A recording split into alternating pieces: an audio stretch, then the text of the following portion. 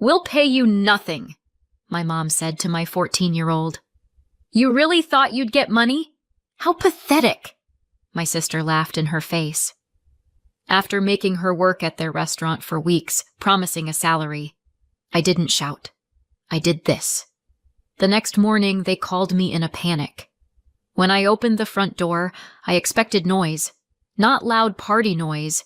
Not teenagers have taken over the living room noise. Just the regular soundtrack of a 14-year-old existing, a half-playing video, a snack bag crinkling, the faint tapping of thumbs on a phone. Instead, I got silence. The kind that doesn't feel peaceful. The kind that makes you stop with your keys still in your hand because your body notices something before your brain can politely catch up. Molly was sitting on the couch, facing the wall like the wall had something important to say. She wasn't scrolling. She wasn't watching anything. She wasn't even pretending to do homework. And her phone, her actual limb at this point, was nowhere in sight. Her shoulders were pulled tight, like she'd been trying to hold herself together using pure willpower. Her eyes looked swollen. Not dramatic, not theatrical, just used. I set my bag down slowly, like sudden movements might scare the truth back into hiding. "Hey," I said, as gently as I could. "Honey, what's going on?" Molly blinked like she'd forgotten she had to function in a world with people. Then she did what kids do when they're trying to protect you from a problem they don't know how to explain. "Nothing." It was too quick, too flat. Like someone had handed her the line and she was repeating it because she didn't have anything else. I didn't push. Not yet. I sat beside her, close enough to be there, not so close it felt like a trap. "Okay," I said. "I'm right here. Take your time." She tried to keep it together. Her jaw tightened, her breath went thin, her eyes shone again. Then it broke through anyway. Her face crumpled, and the words spilled out like they'd been trapped inside her. "They said, they're not gonna pay me." The sentence hit me wrong. Not because I didn't understand the words, because my brain refused to believe they could be arranged like that and still be real. "Not pay you?" I repeated, carefully, like the phrase might change if I said it slower. "What do you mean, not pay you?" Molly swallowed, eyes fixed on her hands. "Grandma," she said, voice breaking. "And Aunt Brielle." My stomach dropped. Not in the, "I didn't know you were working there" way. I knew. Of course I knew. It had been part of the first month of summer break. The schedule, the shifts, the proud little, "I've got this mom" energy Molly had been carrying around. But "they're not gonna pay me" didn't fit into reality. Not the reality I lived in. Not with family. Not with a kid. "They're just late," I said automatically. "Right? They said later?" Molly's head shook, small and hopeless. She took a breath like she'd been rehearsing this part, like she'd been trying to find a version that would hurt less. "No, I asked last week and they said, later. And then I asked again and they said, later. And then today I asked again." "Today was payday," I said, more to myself than to her. "End of the month." Molly nodded. "I went to them after my shift," she continued. "I just asked that if they had time. Like, if they could pay me." She said it in the tone of someone who had tried very hard to do it the right way. Polite. Calm. Not demanding. Just normal. "And then?" Molly's mouth tightened. Her eyes filled again. "Grandma laughed," she said. I felt something inside my chest go cold. "She laughed," Molly repeated, like she still couldn't believe it either. "And she said, 'We'll pay you nothing.'" My throat tightened so fast it was like my body was trying to stop me from speaking, like it knew what was coming. "And Brielle was there," Molly added. "And she said, 'You really thought we'd pay you? How pathetic.'" The words landed like slaps, not just because they were cruel, but because they were casual, like it was fun, like Molly's hope had been a joke they were waiting to tell. Molly stared at her hands again. "They said I was family," she whispered. "That I was just helping." "But you worked there full-time for a month." "Yes, I know, but she said that family doesn't get paid for helping." Her voice wobbled. The humiliation was eating her alive. "And then," she said, quieter, "they said my work wasn't even good." That part was the worst. Not the money, not even the stealing, the dismantling, the way they took something she'd been proud of and made it feel embarrassing. I could feel my pulse in my ears. I could feel my hands wanting to do something, slam a table, throw a plate, call someone, and let all the anger out. But I didn't want Molly to see me explode. She'd already been laughed at. She didn't need chaos on top of it. So I forced my voice to stay steady. "Did they say anything else?" Molly hesitated, like she didn't want to repeat it, like saying it would make it true all over again. "They said we didn't have a written contract," she said. "Like, that meant I was stupid for thinking they'd pay me." My mouth went dry. There are moments when you learn something about the people who raised you that you wish you could unlearn, like finding out a childhood photo is fake, like realizing a familiar voice is capable of saying things you thought only strangers could say. I picked up my phone. "Okay," I said, voice still calm. "I'm going to call Grandma." Molly's eyes snapped up. Fear flashed there. "Mom, I'm not yelling," I promised, even though my whole body wanted to become a siren. "I just need to hear it from her." I hit call. It rang twice. Mom answered like nothing had happened, like she hadn't just taken a child's labor and turned it into a punchline. "Hello?" "Mom," I said carefully. "Molly says you told her you won't pay her." A pause. A tiny, almost amused one. "Oh," Mom said. "She told you." My stomach turned. "So it's true," I said. "Yes," Mom replied, like she was discussing the weather. "We're not paying her." I stared at the wall across from me, the same wall Molly had been staring at when I came in, and I understood why she'd looked like she'd been hollowed out. "But you promised her," I said, voice tightening. "You told her she'd be paid." Mom made a sound, something between a scoff and a laugh. "That was obviously a joke," she said. "She's family. She was helping." "She was working," I said. "Full shifts. For weeks." "And?" Mom replied. "She got experience. She should be grateful." I felt Molly shift beside me, like the words were physically pushing her down.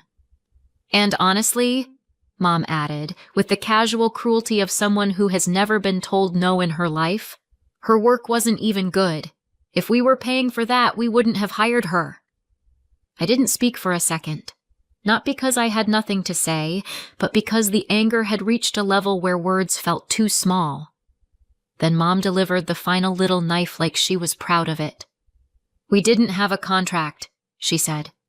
"So what exactly do you think you can do?" Molly made a sound that wasn't quite a sob and wasn't quite a breath. That sound did something to me. It didn't make me louder. It made me still. I ended the call. I turned to Molly. Her face was blotchy. Her eyes were wide.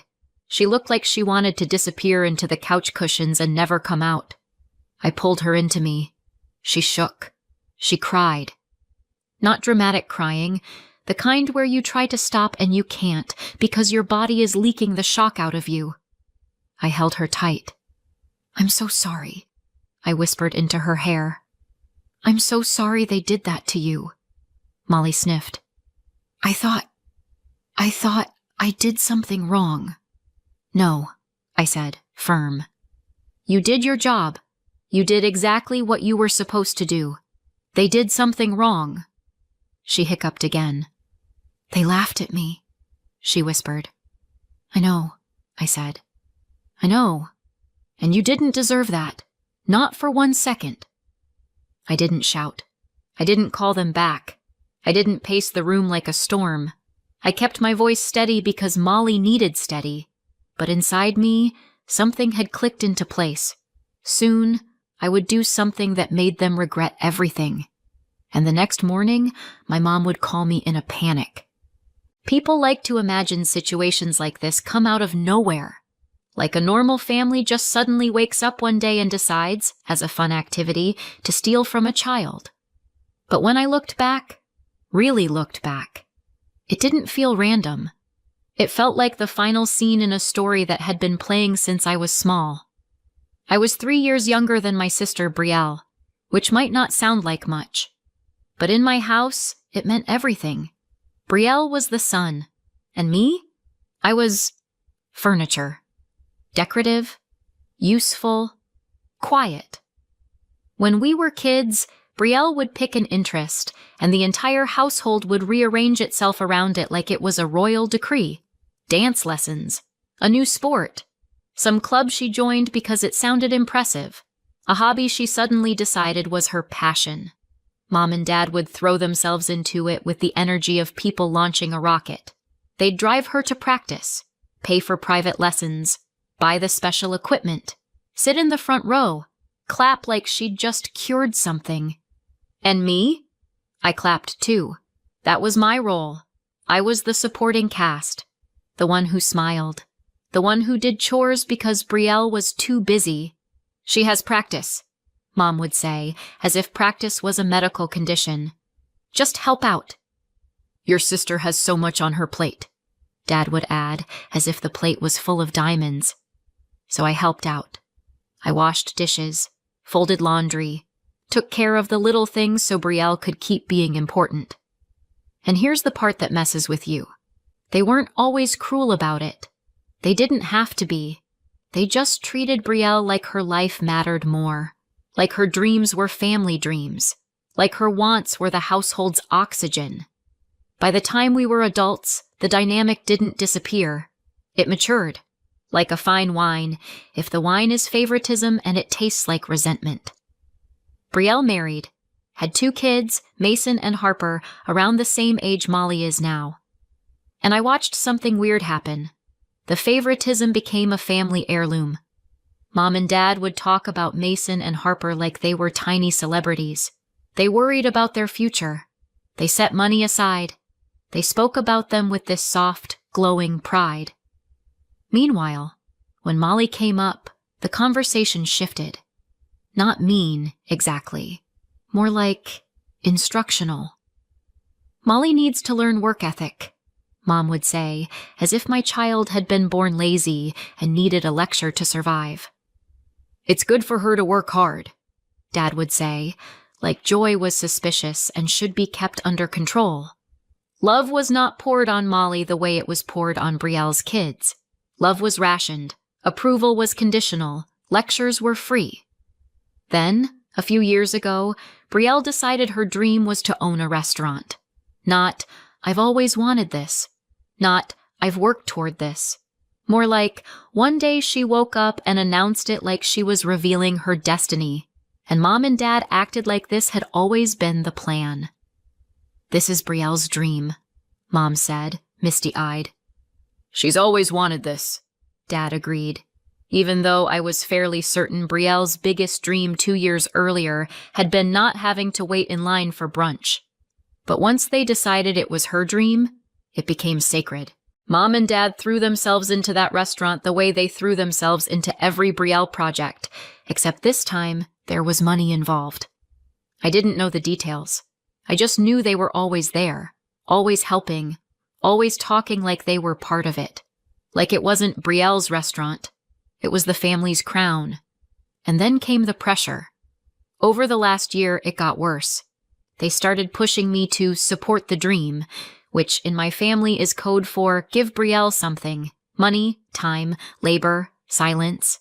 Mom would bring it up like she was discussing something obvious. You should invest, she'd say. Dad would add, calm and disappointed, it's family. I told them no. Not because I didn't love my family, not because I wanted them to fail, but because I have a daughter, and I have bills, And I have a college fund that matters more to me than Brielle's newest identity. Also, and this is important, I didn't want to be exploited. They didn't like that. The temperature dropped. The conversations got sharper. Every refusal became evidence of my selfishness. They also wanted free labor. "Just come help on weekends," Mom would say, breezy. "It's a startup." I went once. One time. And I remember standing there, watching the chaos, watching the way Mom and Brielle spoke to people like they were disposable, and thinking, I am not becoming part of this machine. So I stopped going. And then, one day, Molly came home glowing. "I got a job," she announced. "What kind of job?" I asked. "At the restaurant," she said, excited. "Aunt Brielle and Grandma offered. They said they'll pay me $14 an hour." $14 an hour. To a 14-year-old. It sounded respectable. Like the kind of thing adults say when they're treating a teenager's labor seriously. Molly was proud. She wanted to earn money for something meaningful. She'd been talking about saving up for a trip tied to her 15th birthday. Not alone, not reckless, just something she cared about, something that made her feel grown. And I wanted to support that. I did have a bad feeling. I knew my family, but I still couldn't imagine that they would do to Molly what they'd done to me my whole life in smaller ways. I couldn't imagine they would cross that line.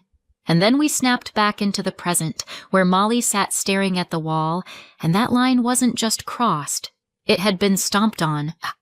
That night, after Molly finally went to bed, the house went quiet in the way houses do when they're holding grief. The lights were off. The dishes were done. Everything looked normal.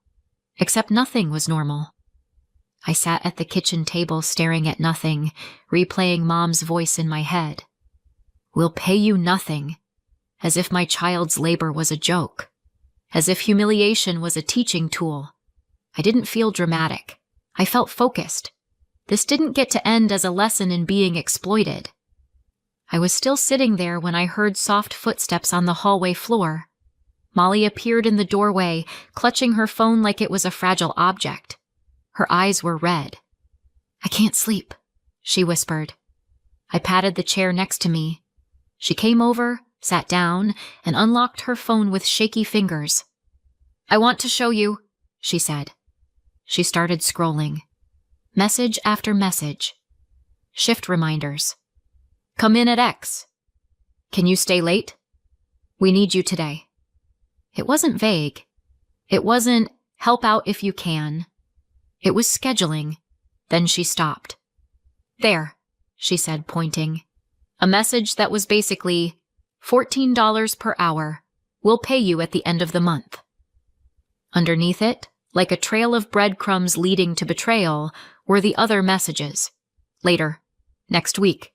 End of the month. We'll talk. Molly swallowed hard. "And then," she said quietly, when I asked again, they laughed. I took a slow breath. 4 weeks of full-time shifts at the rate they promised isn't pocket change. It's roughly 160 hours, roughly $2,240 owed. It was Molly's time, Molly's sweat, Molly's pride. I looked at her. "Is it okay if I use your phone to document everything?" I asked. Molly nodded immediately. "Yes," she said. "I want it to be real.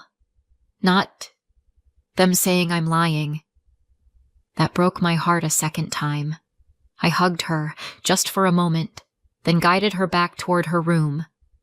"Try to sleep," I said. "I'm right here." I waited until Molly finally fell asleep, face turned to the wall, lashes still stuck together from crying.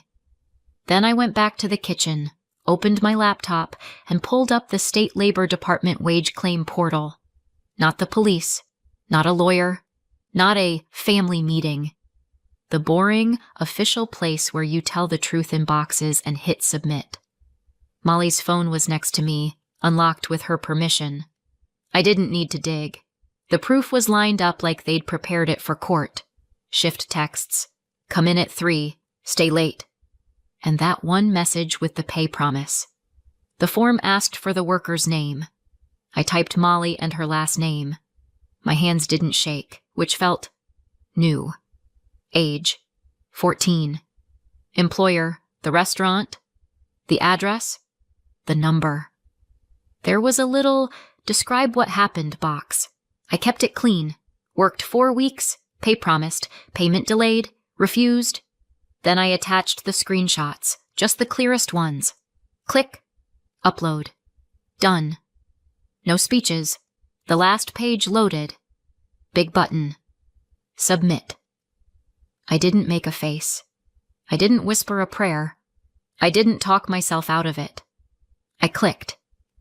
A confirmation number popped up with a timestamp. I took a screenshot, closed the laptop, and stood there for a second in the quiet. My mom loves family values. So do I. That's why I chose my kid. I stared at the screenshot for a moment. Then I did something I almost never do. I sent one message to my mom. Short. Controlled. No argument. No threats. Just filed. Documented. Official. Then I went to bed. I didn't sleep much. I slept just enough to be woken by my phone ringing like it had a job. Mom's name lit up the screen. I answered. Her voice had changed overnight. Less smug. More urgent. Tessa, she said, and she sounded like she'd swallowed something sharp. Did you file that claim? Yes, I said. A beat of silence. Then a breath that came out too hard. Why would you do that? She snapped. I could hear her trying to hold it together. She wasn't calling to understand. She was calling to undo. You need to withdraw it, she said. Right now. Molly needs to be paid, I replied. Mom made a small offended sound. Like I'd just suggested something outrageous. Like paying people was a strange new trend. This is family, she said, voice tight. You don't do this to family. I let that sit for half a second. Then family shouldn't do this to Molly, I said. Her tone went warmer, the way it gets when she's about to offer a reasonable solution that benefits her. Let's handle it privately, she said. We'll talk. We'll sort it out. You don't need to involve anyone. You mean I don't need witnesses, I said, and my voice stayed calm. Tessa, she warned. No, I said. Her warmth vanished. Fine, she said, clipped. We'll talk later. I'm not scheduling basic decency, I said. No. The line went quiet. Not peaceful quiet. The kind of quiet that means she's already planning her next move. And she did. The next afternoon, the doorbell rang. I opened the door and there they were, Mom and Brielle, standing like they'd come to collect something. Mom had that tight smile she uses when she wants to look like the reasonable one in a story she's about to rewrite. We need to talk, she said, stepping forward like my porch belonged to her. We already did, I replied. You told Molly you'd pay her nothing. Brielle let out a laugh, sharp and delighted. You actually filed. I can't believe you. Mom's eyes flicked past me, like she was checking who might be watching. Lower your voice, she murmured. People don't need to hear this. I smiled once, without humor. Molly heard it. Mom's smile twitched. She went straight to guilt. How could you file against your own family? She demanded. Brielle crossed her arms. Seriously, Tessa, this is embarrassing. Mom lifted her chin. It's a family business. And Molly is family, I said. That's exactly the point, Mom shot back. She was helping. Brielle leaned in, lips curling. And she begged for experience. You're acting like she was in a coal mine. I stared at her. She was promised pay. Mom waved her hand like I'd brought up something childish. Don't be dramatic. Brielle chimed in, breezy and cruel. Also, she wasn't even that good. Mom pounced on that, relieved to have an excuse. Exactly. If we were paying, we wouldn't have... Stop, I said, and it came out quieter than I expected. Not soft, just final. For a second, both of them blinked like they weren't used to being interrupted. Then Mom's face hardened. "If you post anything," she said, "we'll sue you." Brielle's eyes brightened, like threats were her love language. "Say the wrong thing and we'll make your life miserable." I nodded once. "Noted." Mom pivoted fast. Threat didn't land, so now it was bargaining. "We'll give her something," she said. "Not the full amount, but something." Brielle added, impatient. "Just take the complaint back, today, and we'll transfer it." It was so practiced it almost sounded like a special offer. I looked at them, my mom and my sister, standing on my porch, trying to negotiate my child's dignity like it was a coupon. "No," I said. Mom's smile fell apart. Brielle's laugh died in her throat. "No?" Mom repeated, like the word didn't belong to her. "The complaint stays," I said. "The proof stays. The boundary stays." Mom stared at me, and for a second I saw it. Real confusion, like she couldn't understand why her old rules weren't working.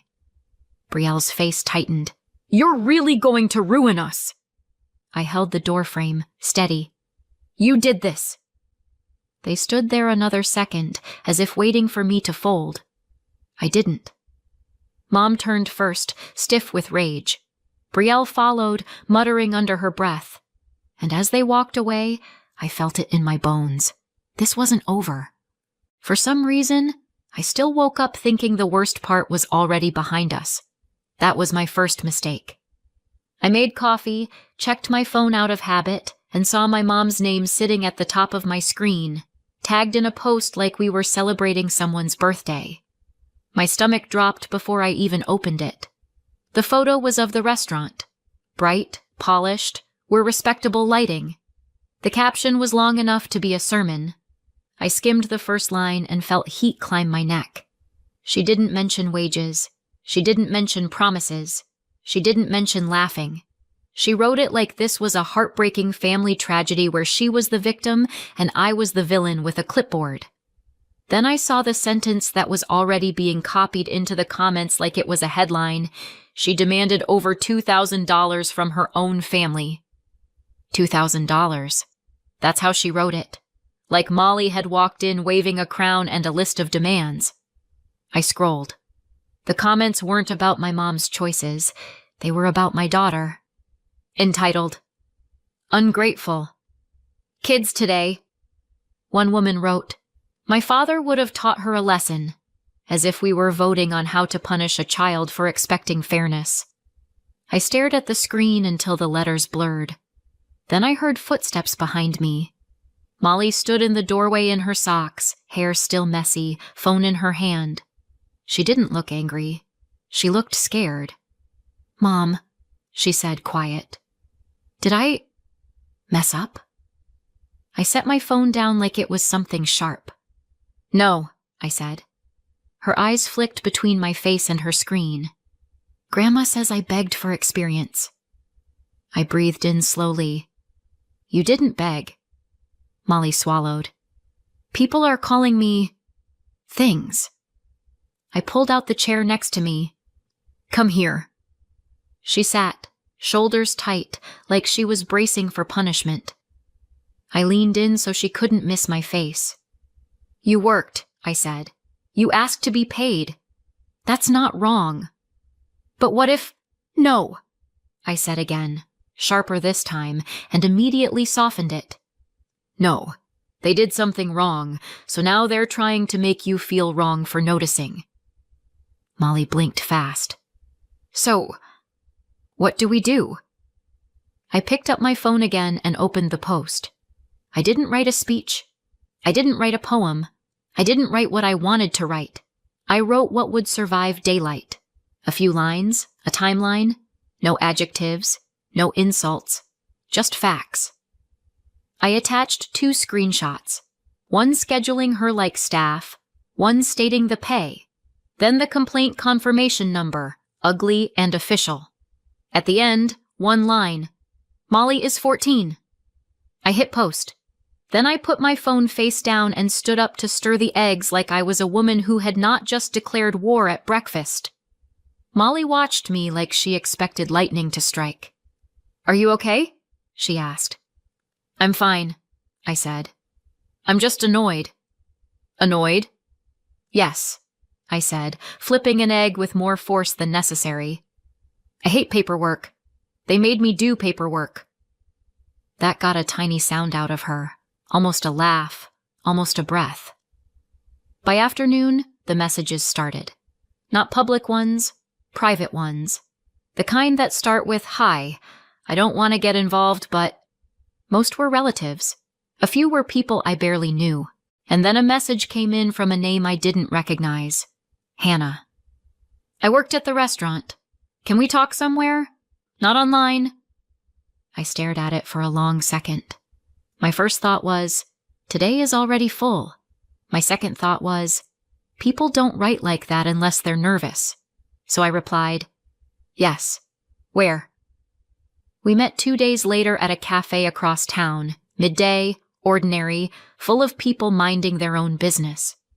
Hannah arrived like she was late to something important, quick steps, tense shoulders, eyes scanning. She sat down, didn't touch her drink, and started with, "Thank you for meeting me." "Of course," I said.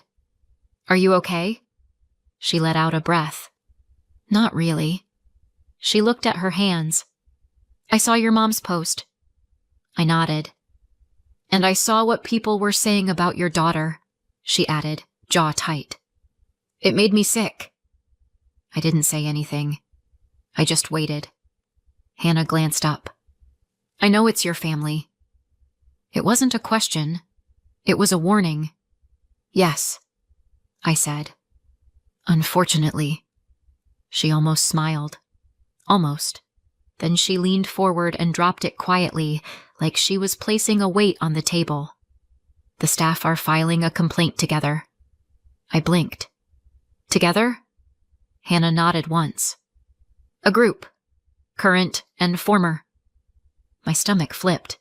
She kept going, quick now, like she was afraid she'd lose her nerve.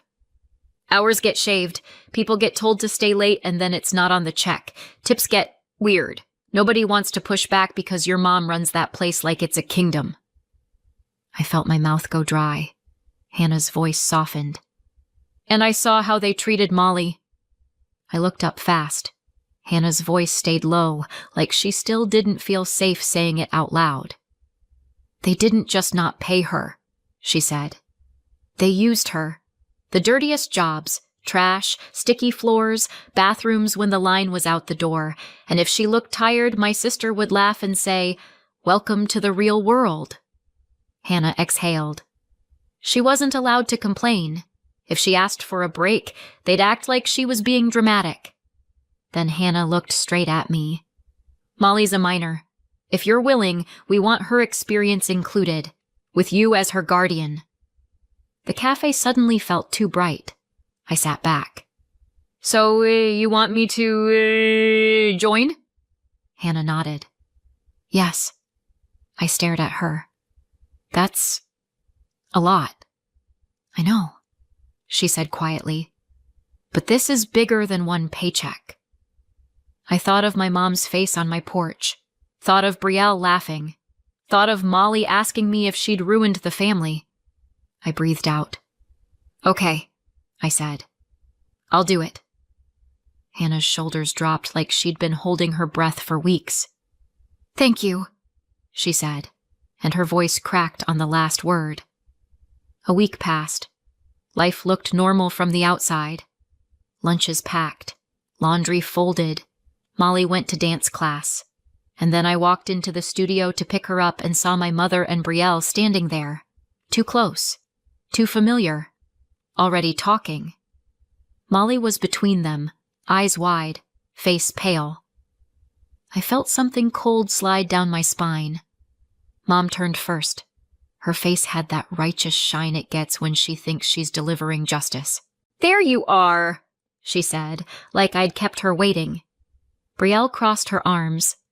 "Do you have any idea what you've done?" Molly's gaze snapped to me like she'd been holding her breath until I arrived. Mom spoke directly to Molly, voice sweet in the way that makes your stomach hurt. "This didn't have to happen," she said. "We're family." Brielle cut in, sharper. "You dragged strangers into this. You dragged the whole business into it." Mom's eyes flicked to me, then back to my daughter. "You don't do this to family," she said, calm as a verdict. Molly's lower lip trembled. She looked like she was trying to figure out if she should apologize for existing. I stepped forward and put myself between them and my child. "Stop," I said. Mom blinked, offended. "We're talking." "No," I said, taking Molly's hand. "You're cornering her." Brielle scoffed. "Oh, please." Molly's fingers tightened around mine like she was grabbing onto a railing. I looked at my mom. "You don't get access to her," I said. "Not like this. Not anymore." And then the anger cracked, just for a second. Mom's voice dropped, and her eyes darted like she was suddenly aware of consequences.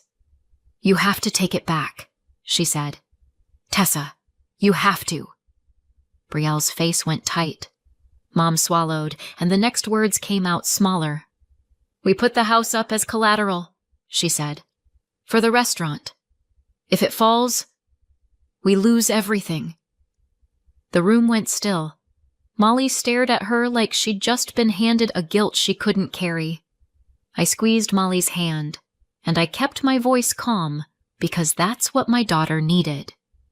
"You chose that," I said. "She didn't." Mom's face hardened again. "So you'll just let us lose everything?" I looked at her. "You didn't pay people," I said. "You didn't pay my child. That's what you chose."